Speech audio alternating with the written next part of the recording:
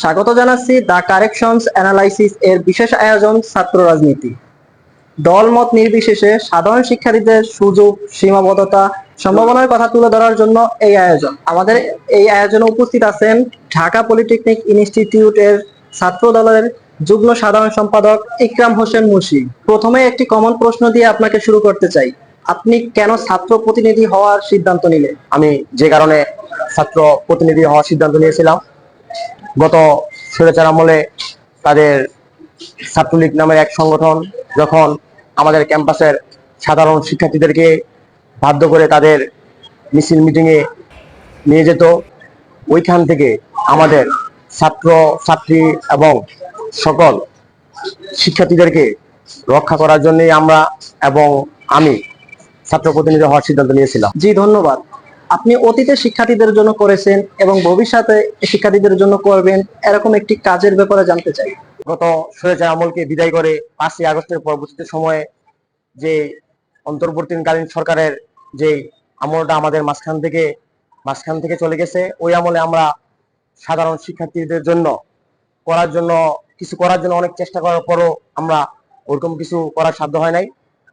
এবং এখন বর্তমানে 12ই ফেব্রুয়ারি নির্বাচনের পরবর্তী সময়ে আমরা আমাদের প্রিন্সিপাল মহোদয়ের কাছে বেশ কয়েকবার আমাদের কিছু আবেদন আমরা জমা দিয়েছিলাম এবং এ পর্যন্ত অধ্যক্ষ মহোদয়ের সাথে আমাদের বেশ কয়েকবার বৈঠক অনুষ্ঠিত হয়েছে।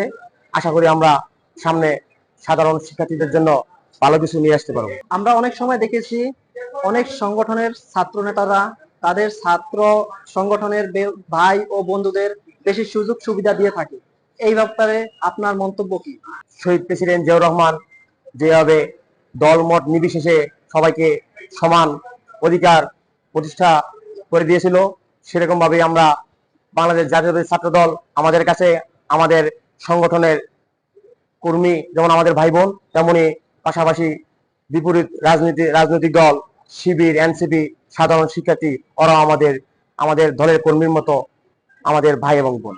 আপনার পরের প্রশ্নটি হচ্ছে, আপনার প্রতিষ্ঠানের সমস্যাগুলো কি কি, আর এই সমস্যা সমাধানের জন্য আপনার কোনো পরিকল্পনা আছে কিনা? আমার কাছে আমার শিক্ষা প্রতিষ্ঠানের যে প্রধান সমস্যাটা মনে হচ্ছে যে বর্তমান সময়ে প্রত্যেকটা রাজনৈতিক সংগঠনের অধিকার আছে ক্যাম্পাসগুলোতে রাজনীতি পরিচালনা করা, কিন্তু আমরা বেশ কয়েক মাস যাবৎ দেখতে পাচ্ছি যে একটা সংগঠন যাদের রাজনৈতিক পরিচালনা হচ্ছে গুপ্ত প্রক্রিয়া। তো আমরা মনে করি যে এই ক্যাম্পাসগুলোতে যদি এই গুপ্ত রাজনীতি ছেড়ে আমরা যদি প্রকাশ্যে রাজনীতিগুলো করতে পারি, তাহলে আমার মনে হয় না ক্যাম্পাসের সাধারণ শিক্ষার্থী এবং প্রত্যেকটা স্টুডেন্ট ক্যাম্পাসে সুন্দরভাবে পড়াশোনা করতে পারবে। আমরা বেশ কয়েকদিন যাবত আগেই আমরা একটা ঘটনা দেখেছিলাম যে আমরা কিছু ঘটনা দেখতে পাচ্ছি যে গুপ্ত সংগঠনের সাথে যারা জড়িত তারা কিভাবে একটা সাধারণ তুচ্ছ বিষয়কে কেন্দ্র করে মব তৈরি করে ক্যাম্পাসের সুন্দর পরিবেশকে নষ্ট করতে যাচ্ছে। তো আমরা চাই এবং আমি ব্যক্তিগতভাবে সকল সংগঠনকে আহ্বান জানাই, আসেন আমরা একসাথে আমাদের ক্যাম্পাসটাকে সুন্দরভাবে পরিচালনা করি, ক্যাম্পাসের প্রত্যেকটা স্টুডেন্টকে পড়াশোনা করার মতো পরিবেশ তৈরি করে দিই। আপনি একজন ছাত্র প্রতিনিধি হিসেবে আগামী 2 বছর পর আপনার প্রতিষ্ঠান ও শিক্ষার্থীদের কোন পর্যায়ে দেখতে চান? ঢাকা পলিটেকনিক ইনস্টিটিউট সারা বাংলাদেশের মধ্যে অন্যতম, যাকে মাদার অফ পলিটেকনিক বলা হয়। তো আগামী 2 বছর পর আমি আমার প্রাণ প্রিয় ক্যাম্পাস ডিপিএর প্রত্যেকটা স্টুডেন্টকে এমন এক পর্যায়ে দেখতে চাই যারা পড়াশোনা করে কারিগরি এবং ব্যবহারিকে সর্বোচ্চ ভালো করে এই দেশ এবং জাতিকে উন্নত এক জাতি হিসাবে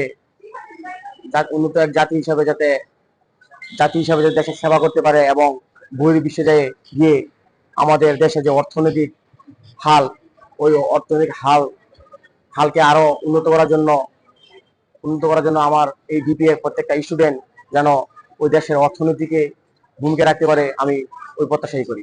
ক্যাম্পাস, ছাত্র রাজনীতি এবং সাধারণ শিক্ষার্থীদের ব্যাপারে আপনি কি বার্তা দিতে চান?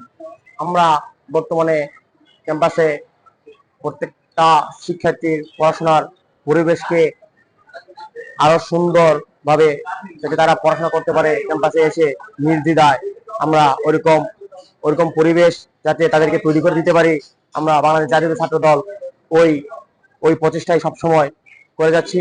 এবং ক্যাম্পাস প্রশাসনের কাছে আমার একটাই বার্তা থাকবে, আপনারা দল মত নির্বিশেষে প্রত্যেকটা স্টুডেন্টের যে কোনো প্রয়োজনে আপনারা ওদের ডাল হয়ে দাঁড়াবেন।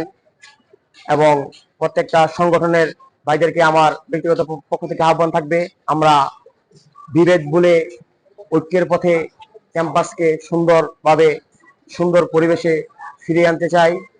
এবং অবশেষে আমি একটা কথাই বলে শেষ করব।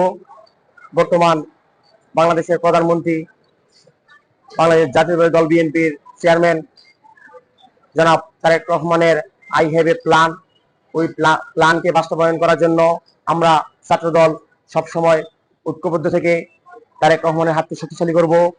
এবং আমাদের প্রাইম মিনিস্টার তারেক রহমানের একটাই উক্তি দিয়ে আমি আমার বক্তব্য শেষ করব কাজ, গর্ব দেশ, সবার আগে বাংলাদেশ। সুপ্রিয় দর্শক শ্রোতা, আজ এখানেই বিদায় নিচ্ছি। দেখা হবে নতুন কোনো ছাত্র নেতার সাথে। আল্লাহ হাফেজ।